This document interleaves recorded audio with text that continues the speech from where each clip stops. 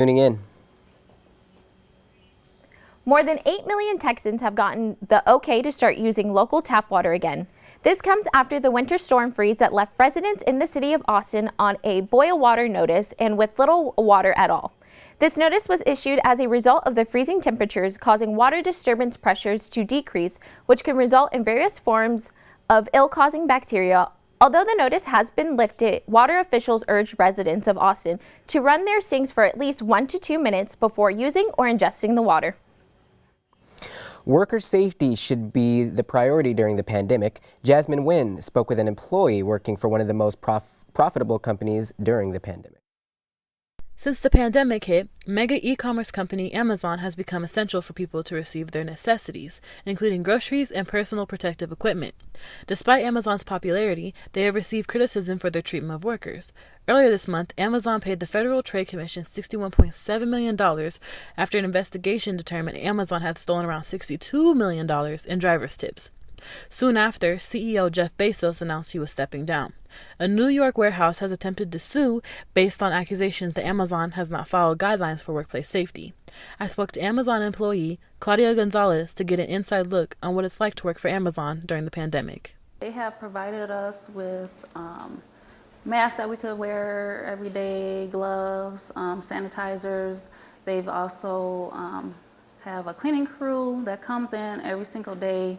We're not required to take the test, but it's definitely optional. It's definitely there if you would like to take it. And they do alert us on our Amazon site. We're still working in these conditions. We still have families that we have to come home to every single day. A lot of us have children. I am a parent as well, that I have to make sure, try my best to try not to bring it home to them. Amazon continues to provide free testing and PPE for its employees. Reporting for Studio G, I'm Jasmine Nguyen. Amazon paid employees $17 as hazard pay. They have since gone down to $15 despite being one of the richest and biggest companies today. Springtime is right around the corner, and we have the perfect activity you can do with your family just ahead on Studio G. We all look up to someone. Could be parents, teachers, or coaches. They give and give and give, and then they give some more.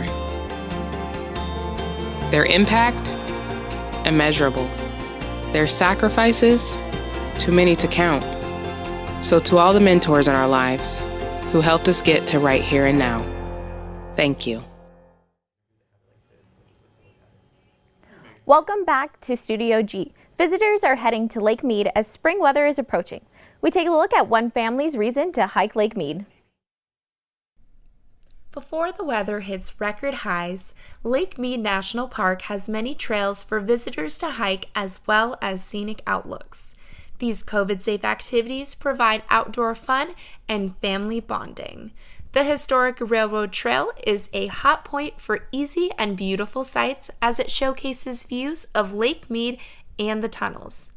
Once used to transport materials to build the Hoover Dam, visitors can now walk the short trail since it was abandoned in 1935. We hear from a local Las Vegas family as to why they came out to visit Lake Mead. Well, we're out here today just to get some exercise. We have never been out here. We lived here for a while. She's been learning about Lake Mead in her school, so we decided to come out here and enjoy the nice weather and have a history lesson. This is the perfect time to visit Lake Mead and the Historic Railroad Trail. Reporting from Studio G, I'm Ariel Mack. With those views in my backyard, I'll be sure to visit Lake Mead soon. Now let's send it over to Dejan with today's weather. Weather coming for you this morning. We had a high of 72, low of 45 with a wind of 2 miles per hour, guys. So make sure you wear like a pretty light sweater, come out and be ready and prepared for that. Moving forward, we also have a high of 66 today.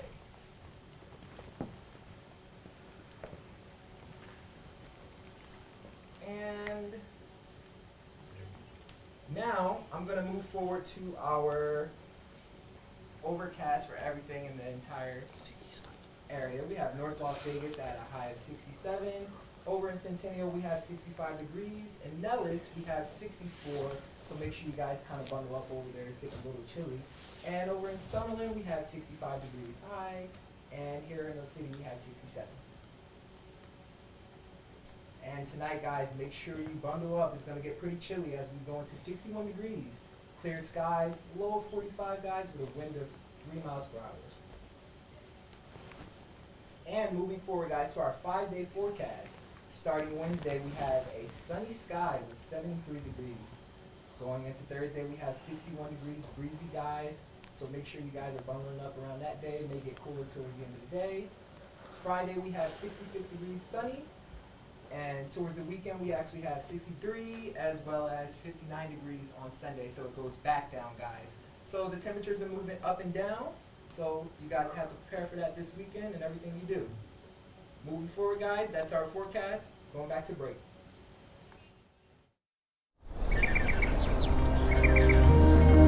I'm always the first one up. I'm always up for a challenge. I'll overcome any obstacle. I don't believe in limits.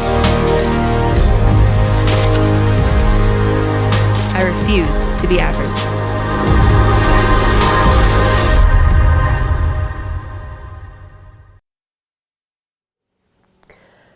Welcome back to Studio G.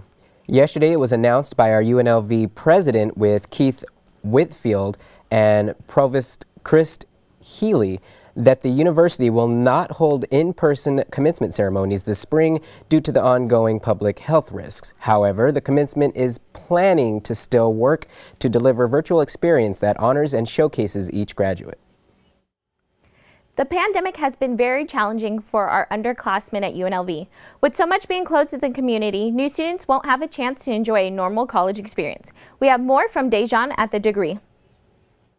I am Dejan Sullivan, and today we have the Degree, which we're going to explore through and see how COVID has affected students and staff, and with the new rules implemented, how it could help better the students' lifestyle and keep them much safer. Yeah, so I've been a student here at UNLV. It's actually my second year living here. During COVID, a lot of things changed. Obviously, in the beginning, they locked down the pool and they locked down the gym. That was just because of a nationwide quarantine we had to do. So during that time, I was a little uncertain about the coronavirus, so it made sense to me that they would close everything down.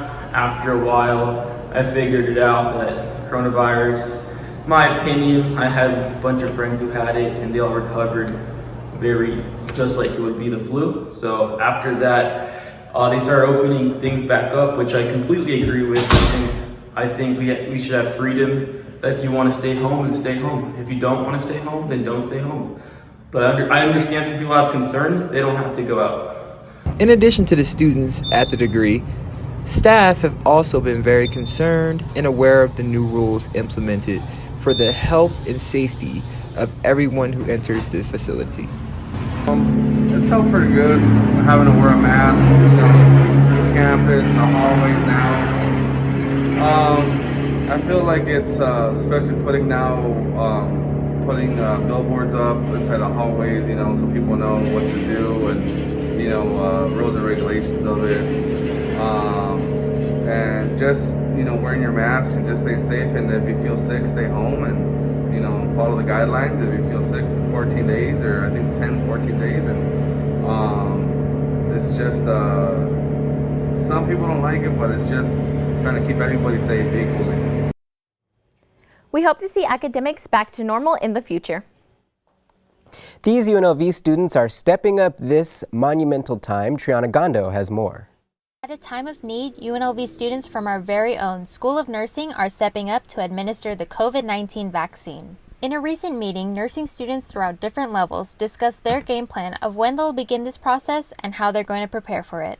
The pandemic has limited mandatory physical clinical hours for these students to graduate. Level 3 students like Karen Nava hope this opportunity dealing with the COVID-19 vaccine could make up for it.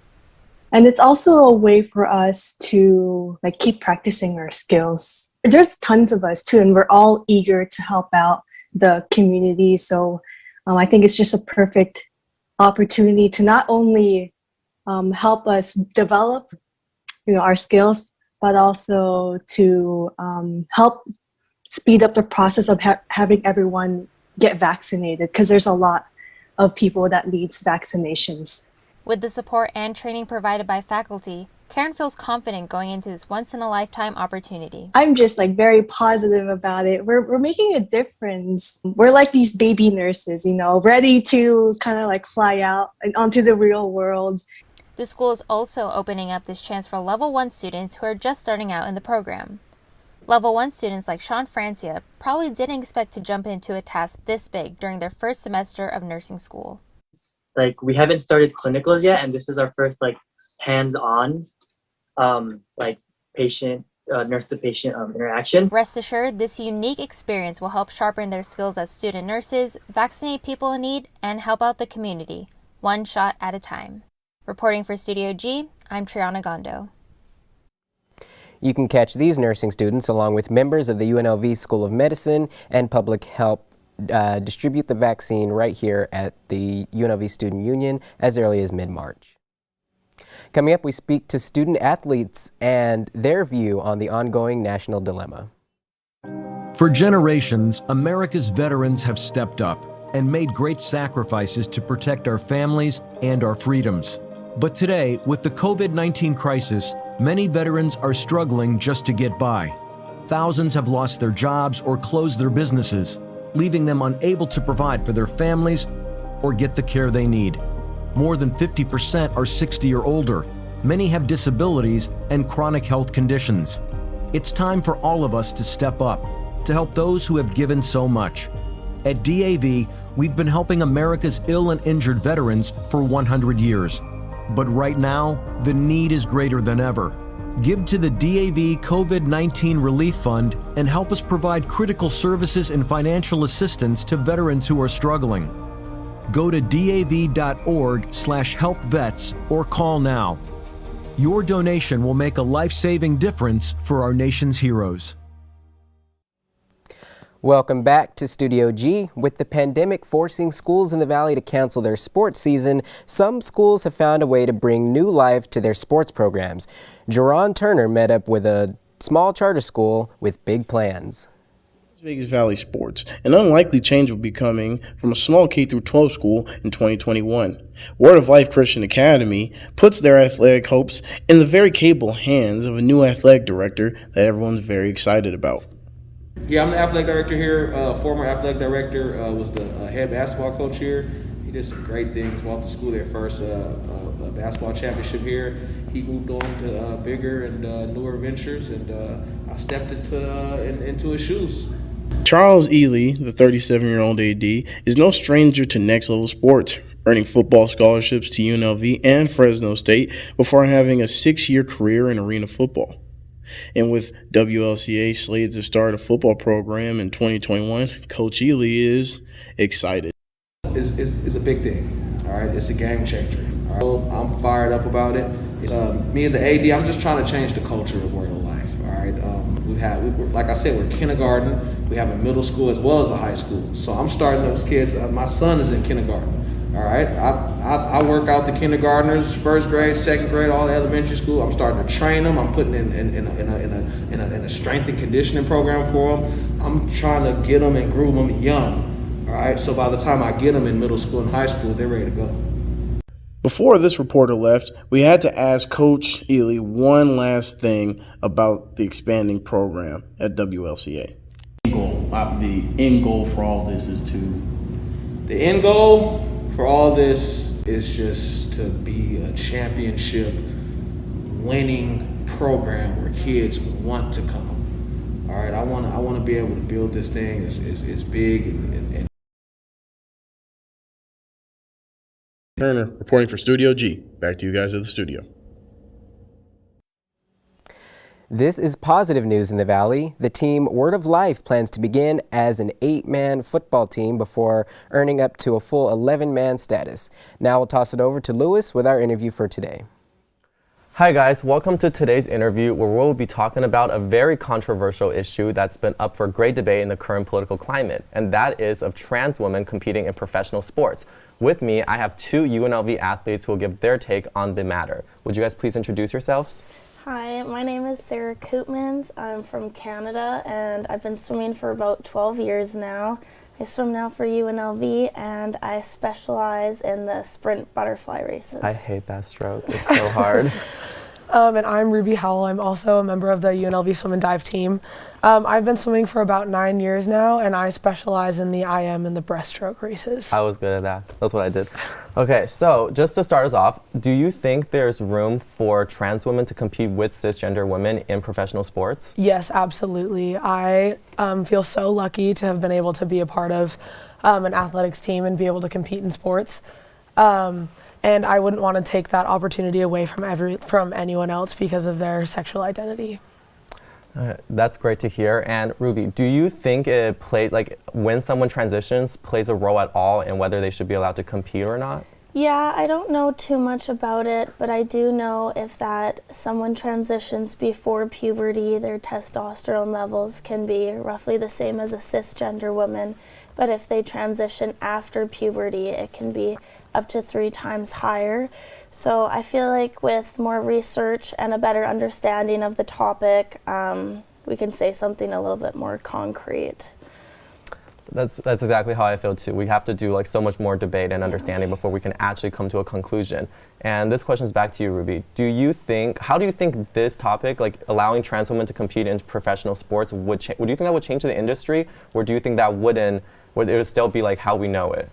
I think it would change the industry a little bit just because this isn't something that like professional sports have had to deal with a lot in the past. It is a very like new and like hot topic for debate.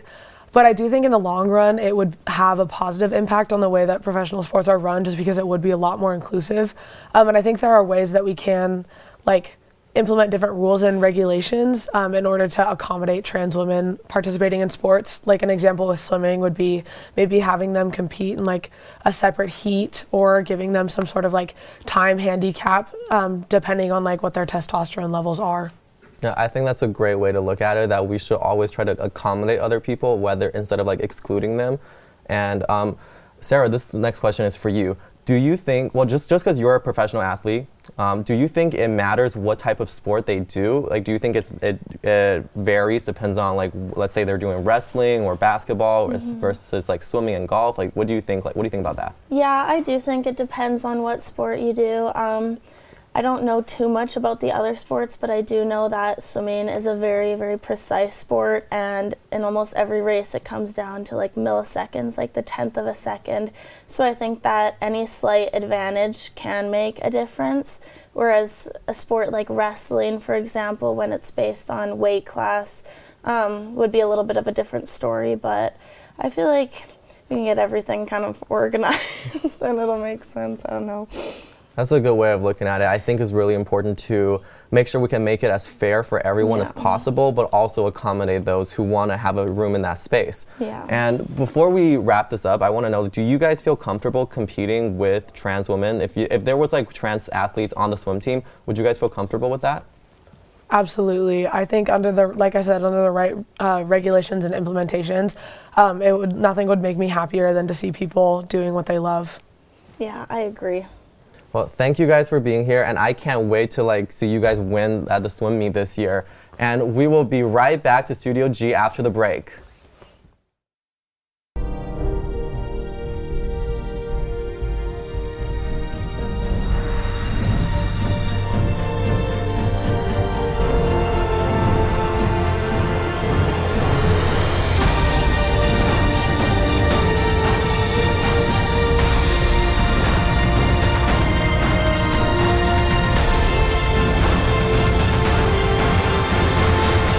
Always ready, always there. Visit NationalGuard.com to find out more.